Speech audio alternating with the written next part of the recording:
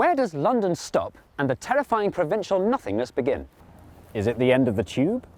Is it the M25? Is it the end of London's postcode area? If you must know, it's none of these. London's phone code, postcode and so on were set up at different times by different people for different purposes. So where does London officially stop? The answer is right here, at the edge of the Greater London boundary. But why is it here and not, say, several metres to the left? Who drew this boundary and when? And what difference does it make if you live inside it or not? And why does this bit stick out here?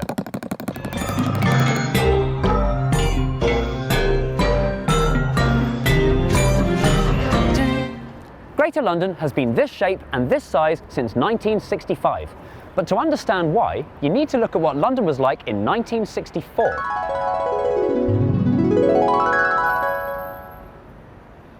Of the 8 or so million people who considered themselves Londoners, as in they commuted to London, watched London TV and read London newspapers, fewer than half of them actually technically, legally, officially lived in London. The County of London, as it was then known, was drawn up way back in 1889 in the shape of a rhinoceros to reflect how big London had grown at that time.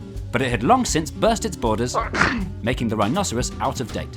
This meant that suburbanites were using London's resources without paying any taxes to the London County Council, whose job was to run the whole metropolis. And that wasn't fair. So a new border was needed that would subsume all of these new suburbs. The man asked nicely to draw the new border was Sir Edwin Herbert. Hello, I'm Sir Edwin Herbert. Could you draw a new border for London, please? Yes. He assembled a crack team, including the Vice-Chancellor of the University of Leeds, the President of the Institute of Chartered Accountants, Professor of Government from the University of Manchester, and the man who owned the Cadbury's chocolate factory in Birmingham. The commission was notable for not containing anyone with previous involvement with local government in the London area. Creating an up-to-date border was trickier than it sounds. London didn't have an obvious edge like many other European cities. It sort of sputtered out gradually. So drawing a line around it was going to be more of an art than a science. Nevertheless, Herbert came up with 3 scientific tests to work out whether a suburb was a suburb or not. 1. Was it an easy commute to central London? If a place was within about an hour's reach of the West End by train, it was deemed to pass the first test. 2. Was it independent? Some places like Watford, Dartford and Slough, despite being close to London, functioned not as suburbs but as proper towns in their own right, with proper shops, businesses and entertainment, bringing people in from miles around. 3. Did the local population look towards London or away from London for its cultural identity? This subjective and nebulous question was the hardest to answer and probably just involved asking people. What? Herbert's team spent the best part of the late 50s on an exhaustive tour of boring suburbia. And when they came back, they handed Sir Edwin Herbert their results. Thank you. And this is the border he came up with for the new Greater London. But that's not the familiar shape of Greater London that we know and love today. So, what happened? In posh places like Epsom, despite being the epitome of London suburbia, the locals were worried that if they joined the new Greater London, they'd have to pay more tax. So they kicked up a stink, pledging allegiance to Surrey. The same thing was happening at the other end, in posh Chigwell in Essex and posh Knockholt in Kent. The wealthy stink-up kickers, as usual, got what they wanted. So the border had to be redrawn in a totally illogical way that arbitrarily split the suburbs in two. The only place that didn't seem to mind being in Greater London was Chessington World of Adventures. And that's how they settled on this final and now familiar shape. The London County Council would be abolished and replaced by the Greater London Council. London was also divided into 32 new boroughs, but that's a story for another time. On the 1st of April 1965, 4.5 million people woke up as Londoners for the first time, and this caused some confusion. Take, for example, Romford. If you were a Romford resident, your council changed, but your address didn't. It still said Essex on your envelopes. So, were you still in Essex or not? Technically, the home counties around the outside of London all got smaller in 1965. Surrey lost a massive chunk, which bizarrely included Surrey County Hall in Kingston, which even more bizarrely continues to run Surrey to this day, despite not being in it.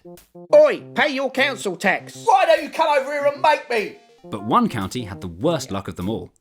Poor old Middlesex, already lumbered with a funny name, was gobbled up almost entirely by Greater London, and the remaining bits were ceded to neighbouring Surrey and Hertfordshire. As a result, since 1965, Middlesex is no longer a thing, and the name lives on only on envelopes and in cricket. This is what gives Romford residents an identity crisis. Ceremonially, historically, in their accents and perhaps in their souls, they're Essex boys and girls. But legally, politically, officially, they're Londoners, whether they like it or not. So why does this matter? What are the benefits of living in Greater London today? And why might you be hacked off if you live just outside the border? One big factor is transport. On London buses you can pay by contactless and take advantage of the 2-for-1 hopper fare, whereas buses in the home counties are patchy and much more expensive. And it's not just buses that are better. When I turned 60, I got a 60 plus Oyster card, which means I can travel anywhere in London for free, whereas my friend Jill, who lives over the border in Hertfordshire, has to pay out thousands for a season ticket. More important than all of this is democracy. If you live inside the Greater London boundary, you get to take part in elections for the London Assembly and the Mayor of London. Think this doesn't matter? Look at the Metropolitan line. Fast trains to Amersham were cancelled by Boris Johnson in 2012, and the planned extension to Watford Junction was cancelled by Sadiq Khan in 2016. Would these things have happened if the locals had a chance to vote the mayor out? Does anything need to be done about this? After all, the border of what counts as London has changed time and time again since the Romans. So now, 50-something years since Greater London was invented, is it time to look at those borders again? London may have stopped physically sprawling outwards when the Greenbelt was introduced in the 30s, but the capital's influence is still very expanding indeed. People are now commuting into London from further than ever before as they seek cheaper housing. Shouldn't these people have a say in how the city they depend on is run? And then there's the 6 airports, only 2 of which are in Greater London. Is it about time that changed? In the end, it's not really important. In a world where borders are worryingly starting to matter more than ever before, this one that we've been discussing is thankfully quite a benign one.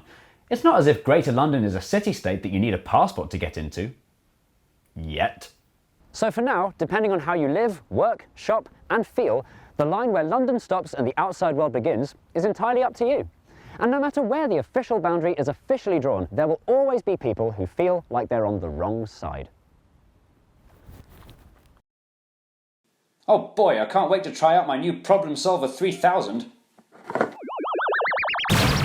Hello, I'm the Problem Solver 3000. Have you got problems? Yes, several. What are your problems? I'm dehydrated. Drink more water. I've got really skinny arms. Go to the gym. I miss my mum. Call your mum. I'm not as good as I'd like to be at editing software like Adobe Premiere Pro. Sign up for a monthly subscription to Skillshare. Skillshare is an online learning platform for creators. If you want to improve your skills in Adobe Premiere Pro, there's a really good video course on how to use it. And by the way, it's not just editing tips you can get from Skillshare. There's online classes about all sorts of things for creative people, like how to make better podcasts, or music, or animations. And best of all, it's unbelievably affordable. A year's subscription costs less than $10 a month. That's only £7.64 for a British person. But even better than that, there's a special offer. You can get Skillshare for free for 2 months. All you have to do is click on the link in the description below and you get to use Skillshare as much as you want, completely free for 2 months. It's such a good offer that only 500 people can have it, so you have to do it really quickly before it runs out. I can't stress enough how much I really think you should click on the link in the description below to get full access to Skillshare for free for 2 months. I don't like baked beans as much as I used to. Stop eating baked beans. I've never seen Reservoir Dogs. Here's a DVD. My fingers come off. Skillshare, it's free for the first 2 months. Skillshare, his finger just came off.